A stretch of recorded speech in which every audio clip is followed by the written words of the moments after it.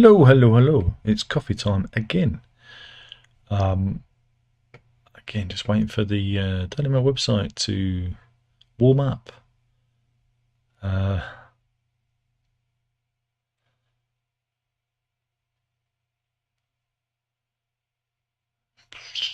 dear. Yeah, lots of murder. Lots of murder to begin with, but we're not going to cover that. Oh God, this is pretty grim today.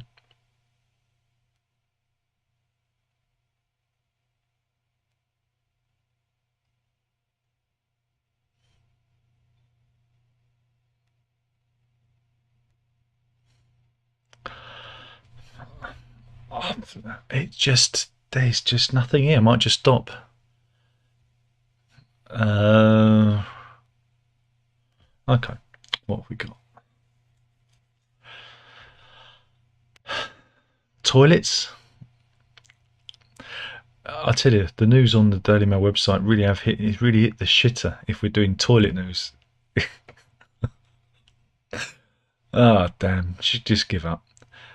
Meanwhile, do you worry about flushing the toilet? Are you worried that if you don't flush the toilet with the lid down, that huge volcanoes of invisible toilet detritus is sprayed in the air, possibly infecting your towels, your washcloths, your flannel, your toothbrushes, maybe even if you stand over it, spraying up into your eyes and nose and mouth? Yeah, this is the age-old question. Yeah, that maybe flushing the toilet is worse than you think. Yeah, according to scientists, flushing sends out toilet plumes. We're really at the bottom with this of tiny droplets which spread through the air to every surface in the bathroom. But can closing the lid keep you safe from this plume of bacterial infection? Well, scientists from the University of Arizona may have answered that question. It makes no fucking difference whatsoever. Yeah, there you go. Because whatever happens, these tiny micro plumes spread. Though, I guess with the toilet up, I mean, it's a lovely. I should have used brown rather than green, but you know. So now you know. It makes no, like everything in life, makes no difference. And there is actually a laser. Look, we've got this. Look. You can actually see the toilet plumes. Look, use the laser. Imagine that you get a laser in the lab and you go, what should we use it for? Why don't we use it to tackle toilet plumes? But yeah, so basically I said regular cleaning the bowl with a disinfectant can eliminate the worst of the bacteria.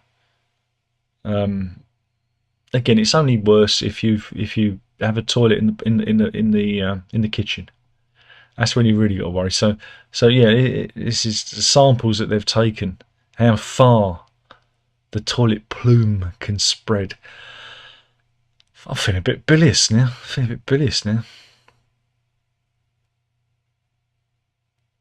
Meanwhile, have you been to the pub lately? I haven't, no. Apparently, they're calling it US style tipping is on the rise in pubs, apparently. This is a new one on me. The Scotsman's Group, which owns various bars and pubs in Scotland, have introduced an automatic 2% charge on beverages that are ordered at the bar. Again, you can ask for the service charge to be removed, but consumer experts warn that customers may be oblivious to the extra cost. And various restaurants in London have also been upping the discretionary 12.5% service charge to a whopping 15%, which has almost reached America's average tip rate of 20%. Again, people are saying that tipping culture in the UK is getting out of hand. Jeff Jordan from Cheshire said he had a 12.5% service charge slapped on his bill at a restaurant in central London. Yeah, He said, my wife queued for the bar for 4 cocktails and a beer. She stood there for 10 minutes while they prepared the drinks and thought, but with no thought of actually serving us at the table instead of the bar. She was charged 12% on top. She was very surprised. She had to stand there for another 10 minutes to wait for the drinks. There was no actual service involved. There you go. So, meanwhile, people have gone to TikTok and various social medias saying that the service charge is out of hand. There you go. There you go. Are we a tipping culture? Probably not. I'm sorry about it. This is the quality. The quality of this is just. Oh, thank God for that. Oh, I'm so pleased. There's a potentially hazardous asteroid heading towards Earth that's the size of a football stadium. Thank God for that. We can stop all this nonsense, yeah. The asteroid, imaginatively called 2008 OS7, rolls off the tongue, that one, is expected to come as close as 1.7 million miles to the planet Earth at 19 minutes to 3 today. Right? So it's about 7 times further out than the moon is. So it's skimming past the moon. And it's apparently 1,574 feet in diameter, which is longer than the Tottenham Hotspur Stadium. Hooray! And here's this isn't it. It'd be good if it was though. This is a stock image of what an impact may look like. At least you don't have to bother with any gardening at the weekend if it did hit. So there's always a silver lining, isn't there? According to Dr. Min Jae Kim, a space expert at the University of Warwick, he describes it as very small because the largest known asteroid in the solar system, called Ceres, is 580 miles in diameter, more than 3 million feet. It's actually big enough for us to actually settle on.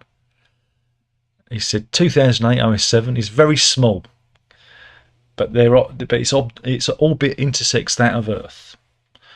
But it has been classified as potentially hazardous. There you go, mostly harmless then. And here's a picture of Tottenham Stadium to get an idea of the size. Bring it on, I say. Bring it on.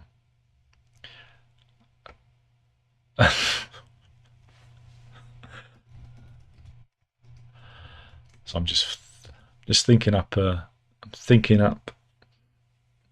punchlines.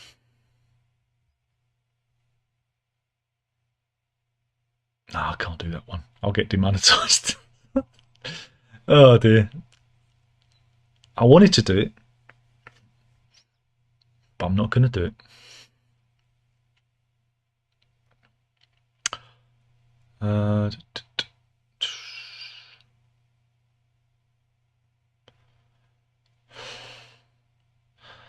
Bloody hell. This is really, really awful today.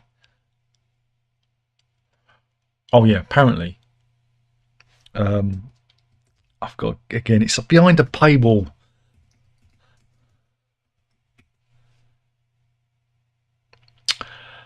Apparently rolling your eyes is now a microaggression, right? £160,000 has been spent by the government in the last 3 years on private sector consultants to run, what do they call them? Reprogramming courses, training courses, with eye rolling being perceived as it can also be seen as sexist and a microaggression. Yeah. And in these courses, you are trained to spot well-intentioned gestures or hostile words that could represent racial or sexual discrimination. One group was taught micro-behaviours are tiny, often unconscious gestures, facial expressions, postures, words, tone of voice, which can influence how included or not included the people around us feel. We look at examples of negative micro-behaviours, blah, blah, blah. Oh, God. rolling of eyes, looking at your phone while someone else is speaking to you, or insults, whether intentional or unintentional, which communicate unfriendly, critical, or negative messages. People are just going to go, "How are you today?" And then the person will say, "How dare you ask me about my mental health?" That's a microaggression, and get you fired. But yeah, eye rolling. Who'd have thought it, eh? It's all I've got left. It's all I've got left. Oh, thank God for that. We're finally getting some good to the good shit, he said. So anyway, let's go to the Northern Line, which is a tube line on in London. I'm waiting for so we're going to the Northern Line. So well, what's this fella doing? Oh, he's having a good route around. Oh dear. Yeah, he wiped it on the seat. There you go. So let's not travel on the Northern Line. Yeah.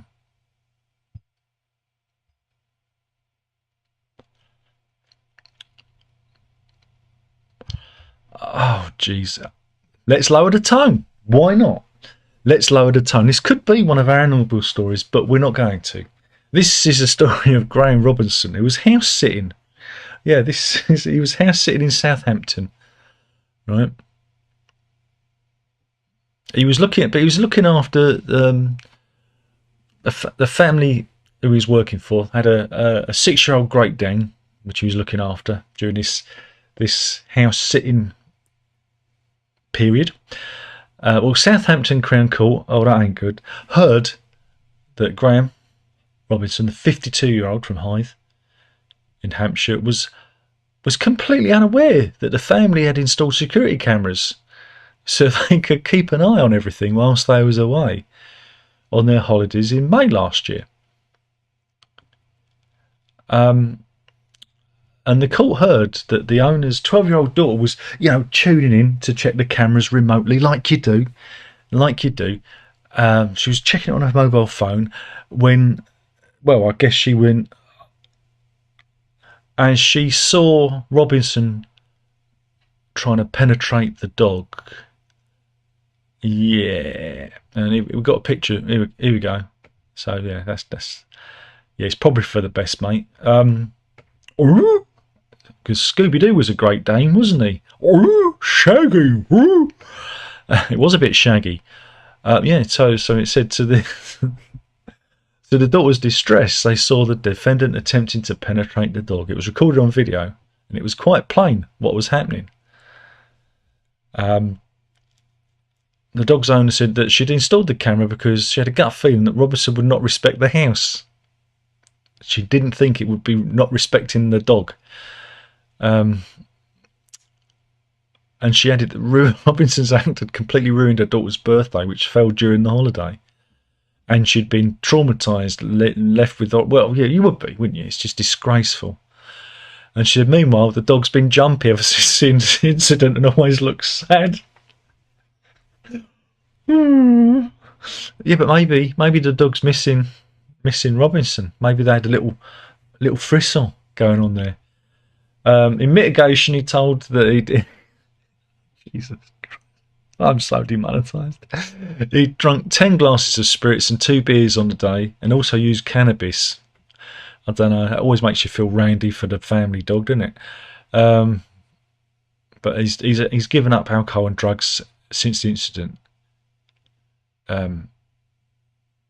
Robinson in court said, "I'm sorry for what I did. I can't believe it. It's shocking and I'm devastated." After studying a pre-sentencing report, Judge Nicholas Rowland handed Robinson a 2-year community order, including a requirement to complete 200 hours of unpaid work and 40 days of rehabilitation activity. Let's hope they ain't got him working at a dog's home, eh? Yeah. And the judge added he was almost sent to prison, saying it was a close-run thing. There's no pictures of the dog though, but they've got a picture of the Southampton Crown Court. There you go. Blimey.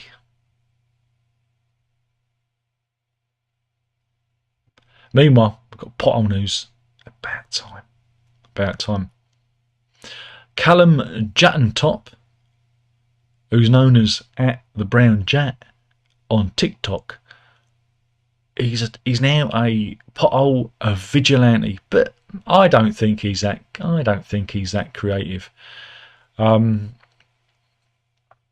Apparently, he burst 10 tyres on his sports car in 1 year, and this is what's caused him to snap. And here he is. He's spraying the potholes green. Oops, he's spraying the potholes green, and here he is again from a slightly different angle. But we know that there's only one way. There's only one way to deal with this, isn't there? We know there's only one way, and that's how you deal with it. And that one's a Wanksy, my favourite artist. There you go. So, but yeah, keep it up. But you need to diversify. You need to draw genitals on it. He says, despite his and other road users' experience, the roads in Stoke-on-Trent are terrible, and the council has warned him that defacing the highway is actually illegal.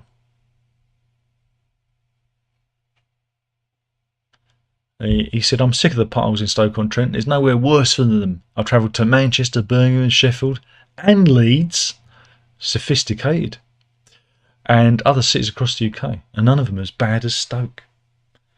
There you go. Oh, he has got a bit of a Jim Carrey Dumb and Dumber haircut there, isn't he? I'm not sure about the haircut, mate. Though I suppose, it's your mum, isn't it, with the old bowl, isn't it? Yeah. I know, it's not a good look. Oh dear. What else have we got? Is there anything else here? Oh God, can't do that one.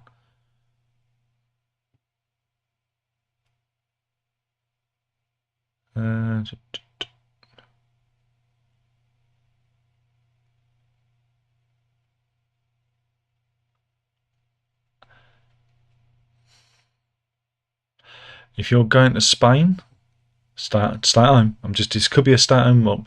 This could be a stay at home warning. Tourists in Barcelona face a swimming pool ban as the weather across Catalonia is causing the area to run dry. Yeah, they're suffering the worst drought ever. A low water table caused by a lack of rainfall in the Spanish region has seen drastic restrictions imposed on the city. The new measures, which take effect from today, include a prohibition on washing cars and watering public gardens. And look, here we go. Look, this is an indicator. You know what it is? Global warming. That's what it is, mate. It's global warming, isn't it? It's a global warming. What a shocker. So you can't do this. You can't do this. Restrictions include a limit of 200 litres of water per day per person. So you can't fill up your swimming pool. It's not fair. The Iberian Peninsula has had its driest period for 1,200 years. Blimey. Blimey. And here's Catalan President Per Aragonés saying, it's dry out there, it's dry.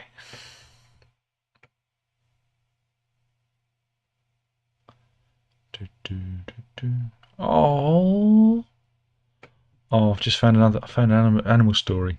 I've got quite a few in the old folder. I have. Mal Plus stories. Oh God, got to dodge them. Good news, everybody. Fawlty Towers is back. Now, I thought they were doing like a reboot, a bit like Frasier thing. Cleese was doing a reboot, but you'll be happy to learn that Fawlty Towers is coming back to life and heading to London's West End nearly 50 years after it ended. Well, it started, sorry, not ended. Ended in 79, started in mid-70s, 75-ish. So yeah, and here we go. This is the new cast. Look at them. It's uncanny, isn't it? So I'm sure it'd be very successful. Just don't mention the war. Don't mention the war. There you go. And I bet they're not using any of that terrible language that they used to use in the original 70s. I wonder how edited it's going to be.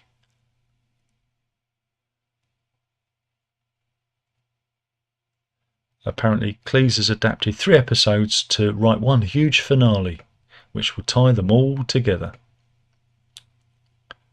Oh wow, that's Paul Nicholas. My goodness. Again, you've got to remember Paul Nicholas, as we all get old. But he's playing the Major. Now again, I'd never... Let me just zoom in on the picture. So, Paul Nicholas. Now again, for those of you like the rock and roll, he appeared in the movie Tommy as cousin Kevin. So I'm doing several things at once. I'm putting up a picture of him from his heyday. Who remembers when he was in Just Good Friends as well? Do you remember? Who remembers that? Oh, I'm fighting with the browser here. Because every time I click on something, there is a pop-up. Are you going to give me a picture? Here we go. Got it. There we go. This guy from Just Good Friends. He's playing the Major. So there you go. He's one name that I recognise from the thing. So there you go. It's in the West End. When does it run from? Does it say?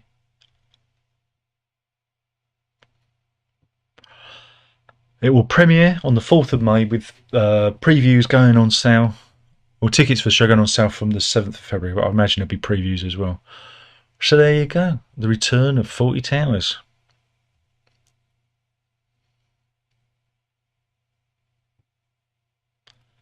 What else have we got?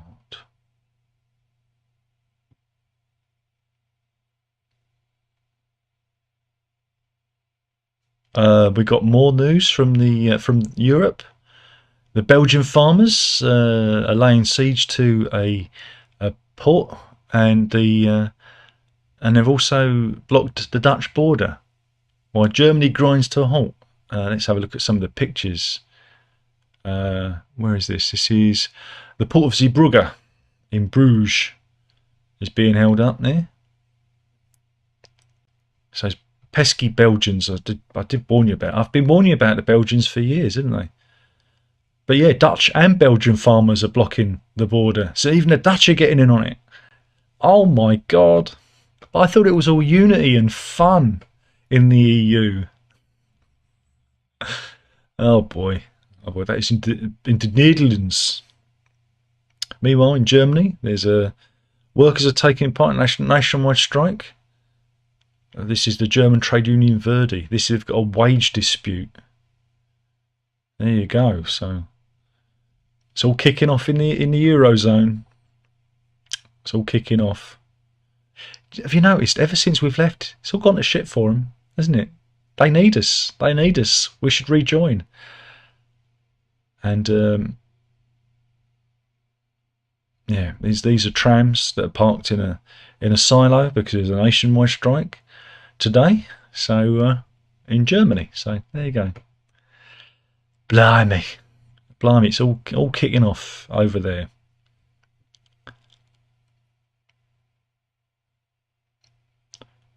What else have we got? Here we go. We've got spaced out for animals. Animals that have been to the vet. Where have they stolen it from? Huh. It doesn't say. But this is well, this cat looks like he's having a whale of a time, isn't he? This could be our animal story ending. And that cat's kind of, yeah, he's just hanging upside down there. The lights are on, but nobody's home. That's another one. Oh dear. Oh, he's having a good nap. Oh dear.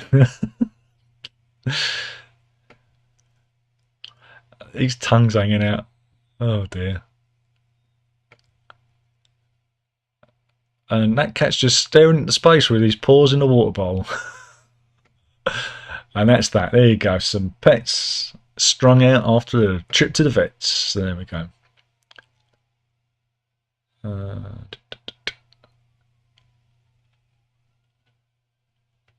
Yeah, we've got that one. Got 2 animal stories. Oh, the police are out there. Just checking to see if there's any more. Oh, here we go. Our mate Vlad. Oh God, it's refreshed. Of course, it's refreshed just as I was about to pull it up. Our mate Vlad from Russia, you know, Putin. He's trying to put off a softer, more caring, sharing image now. And here he is in Moscow, singing with the kids. Here he is. Hey, I'm your friendly Vlad. Yeah. Better stay in tune, otherwise you're going off to the gulags. There you go. So there you go. He's everybody's mate. He's old Vlad, isn't he? He's everyone's mate now. Look at him. Right, where is it? Meanwhile, I've got a few. I'm going to go. Let's do this one. Now, this is Timothy Hopper and his son were at a shopping centre in South East Queensland in Australia. Well,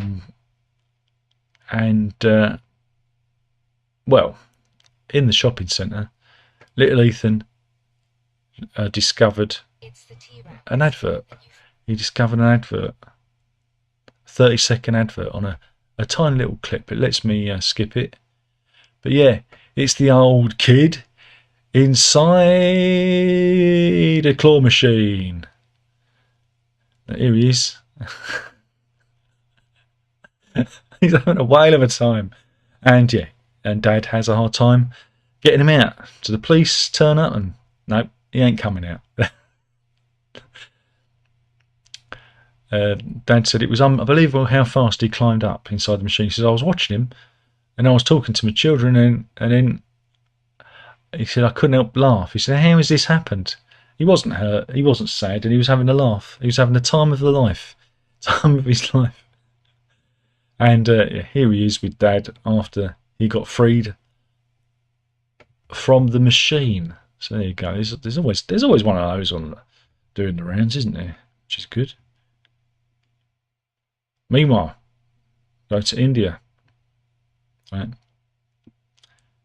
Indian police are to release a Chinese spy that they've been holding for 8 months in prison. Yeah, it's true.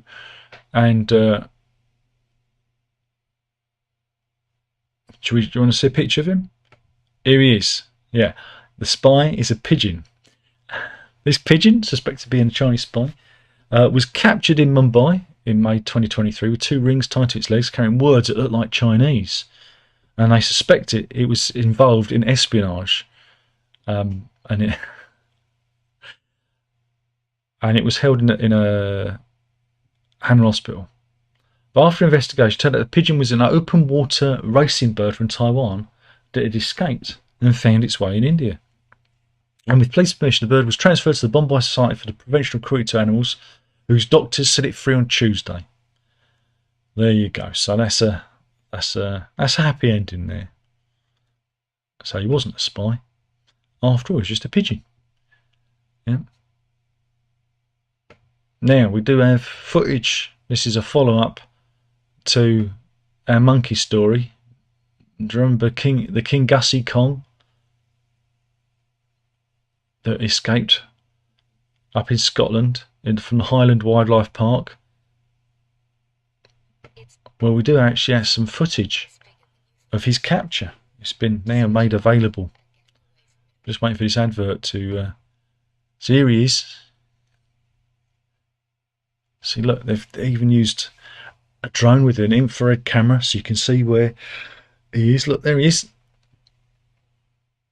He's just hiding in the guttering.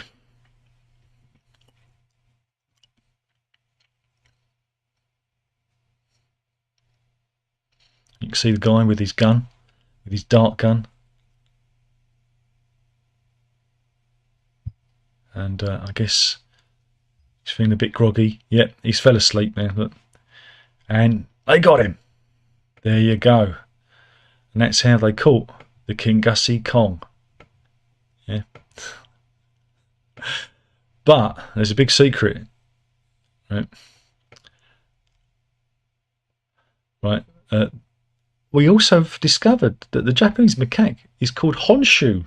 That's his real name. Again, he escaped from the High Wildlife Park on Sunday. Right. Stephanie Bunyan from Inch discovered the primate in her back garden. Here she is. And she said they did a double take on it because normally you get like a pheasant walking through, and they saw this monkey.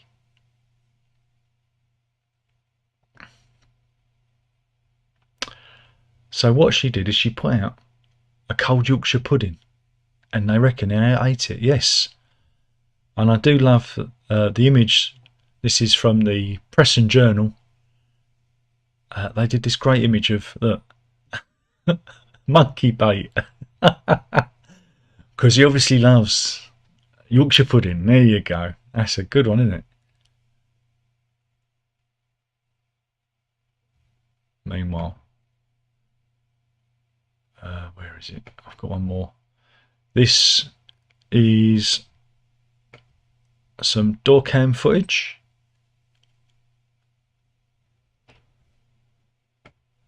This is on Pooch, who managed to lock himself out, but was smart enough to activate the doorbell to be let back in again.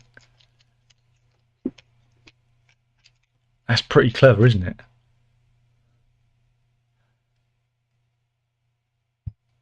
So yeah, accidentally got trapped outside, but no, he's smart enough to use the doorbell.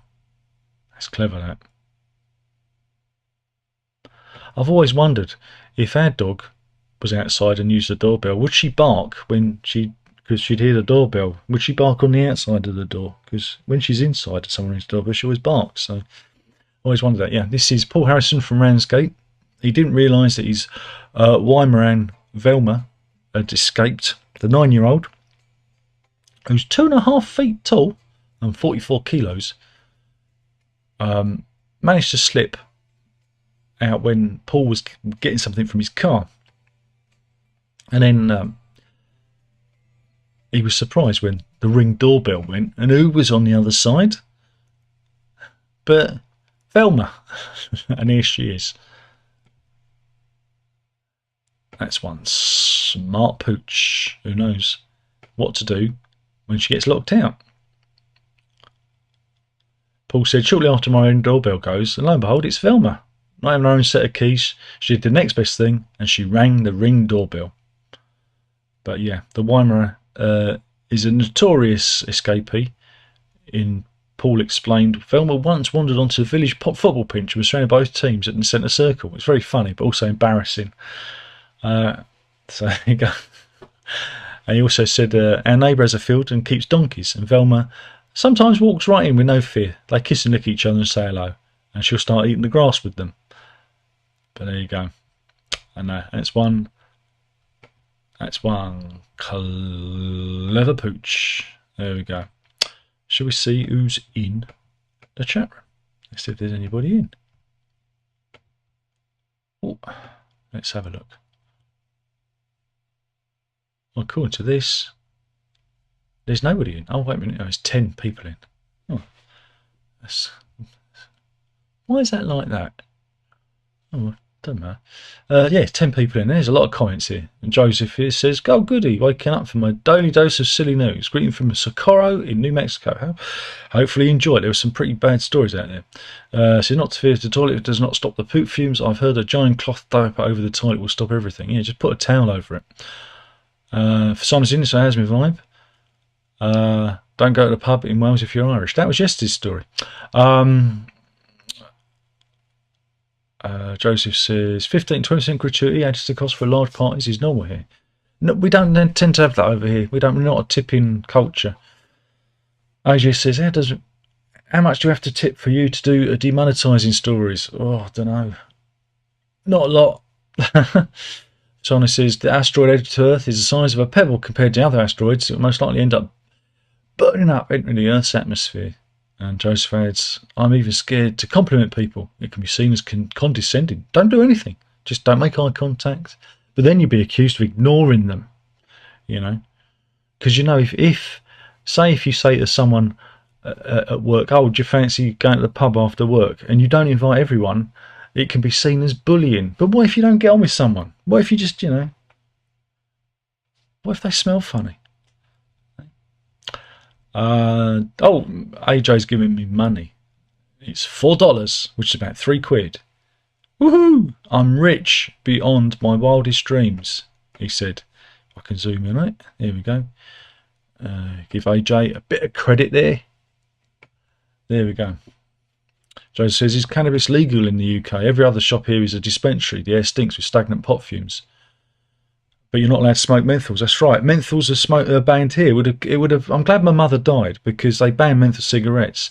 And they banned menthol cigarettes over because they wanted to dissuade children from smoking. Now, the only people I ever saw smoke menthol cigarettes was my mother and I think Dot Cotton from EastEnders, who, again, a woman of equal age of import back in the day. And that was their reason for it. And again, it was banned in Europe as well. The EU banned menthol cigarettes too. Never really understood it. But we have all these flavoured vapes instead. But as for cannabis being legal, it might as well be, because everybody does it. Cars drive by with wafts of the smell. It's a vile stink. Armpits and fox shit. That's the best way I can describe it. Joseph says, I can't even see that light painted green circle. What good is it? Jim Carrey needs to work on his colour palette indeed. And he adds, I love 40 Towers. It somehow made it to public television in New Mexico. Is it too crude for 2024? Well, again, comedy's meant to be crude. That's the point of it. That's why comedy is in the doldrums, but also why comedies like Always Sunny in Philadelphia continue, because it's too big to cancel now, and they still do terrible, terrible things. And yeah, AJ says 40 Towers is my third favourite BBC show, behind Are You Being Served and Keeping Up Appearances. I'm free. And Joseph adds, my favourite BBC show was Blackadder. I've got a cunning plan. First season, not so good. I love the first season. First season is underrated. Again, I watched it from the very beginning as a kid. I saw Blackadder, the very first one, and I thought it was hilarious. And yeah, I think the others are good, but that the whole premise of it is the alternate history. I like that. And Fasonis asks, what's Vlad doing sing with kids? It won't help his persona non grata image. Well, you never know. It might help. Joseph says, drones, infrared cameras, one day version of Marlene Perkins and Jim Fowler bagging animals in Wild Kingdom. And Alex says, thought John was bringing 40 Towers back with his daughter. So did I. What happened to that? Maybe he came to his senses and realised it was a stupid idea. Who knows? Maybe the deal fell through. But he got that together pretty quick, didn't he? Because, like I said and yourself said, there was supposed to be this kind of reboot spin-off thing where he was running something with his daughter. But anyway, that was the news. Killing the channel one video at a time. Have a good weekend and drink up. And it's Bandcamp Day. Remember, Bandcamp Friday. darrenlock.bandcamp.com. Go there. 50% off Bandcamp Friday. That was an advert. See ya. Drink up.